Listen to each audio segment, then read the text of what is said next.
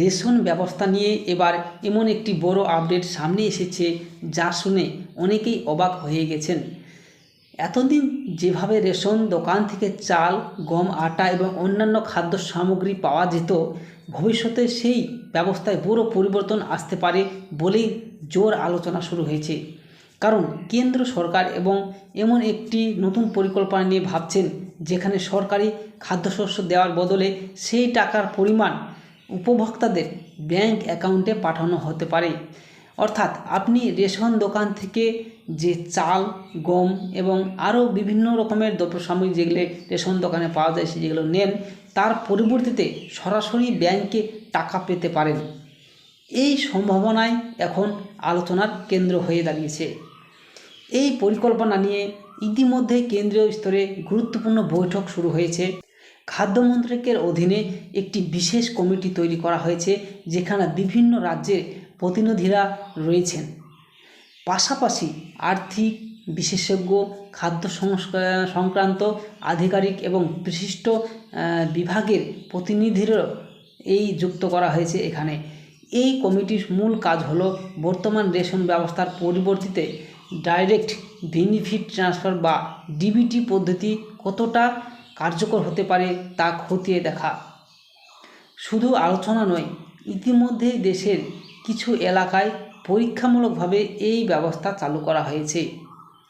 কয়েকটি কেন্দ্রশাসিত অঞ্চল এবং কিছু রাজ্যের নির্দিষ্ট জেলায় রেশন সামগ্রীর বদলে সরাসরি টাকা দেওয়ার পাইলট প্রজেক্ট শুরু হয়েছে।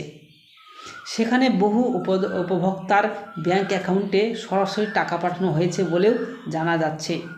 এই পরীক্ষামূলক প্রকল্পের রিপোর্ট বিশ্লেষণ করার পর ভবিষ্যতে আরও বড় সিদ্ধান্ত নেওয়া হতে পারে। কেন্দ্রের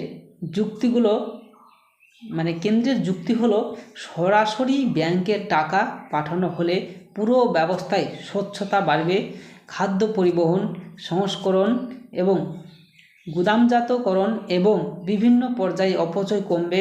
এছাড়াও কারা প্রকৃত সুবিধাভোগী এবং কারা অযোগ্য সেটা যাচাই করা সহজ হবে। বিভিন্ন সরকারি ডেটাবেসের মাধ্যমে আর্থিকভাবে স্বচ্ছ ব্যক্তিদের তালিকাও যাচাই করা হতে পারে বলে আলোচনা করা হয়েছে। তবে এই পরিকল্পনা নিয়ে উদ্বেগও কম নয়। অনেকেই আশঙ্কা, যদি সরকারি কম টাকা ব্যাংকে পাঠানো হয়, সরাসরি ব্যাংকে টাকা পাঠানো হয়, তাহলে বাজারে বেশি দামে চাল, গম কিনতে সমস্যায় পড়তে পারেন সাধারণ মানুষ। বিশেষ করে দারিদ্র এবং নিম্ন আয়ের পরিবারগুলোর ওপর এর প্রভাব পড়তে পারে। কারণ রেশন দোকান থেকে নির্দিষ্ট পরিমাণ খাদ্যশস্য নিশ্চিতভাবে পাওয়া আর বাজার থেকে নিজের টাকায় কেনা দুটো একই বিষয় নয়। আরও একটি বড় প্রশ্ন উঠে এসেছে রাজ্যভিত্তিক রেশন প্রকল্পগুলো নিয়ে। কিছু রাজ্যের কেন্দ্রের প্রকল্পের পাশাপাশি আলাদা রাজ্যের প্রকল্পের খাদ্য দেওয়া হয়।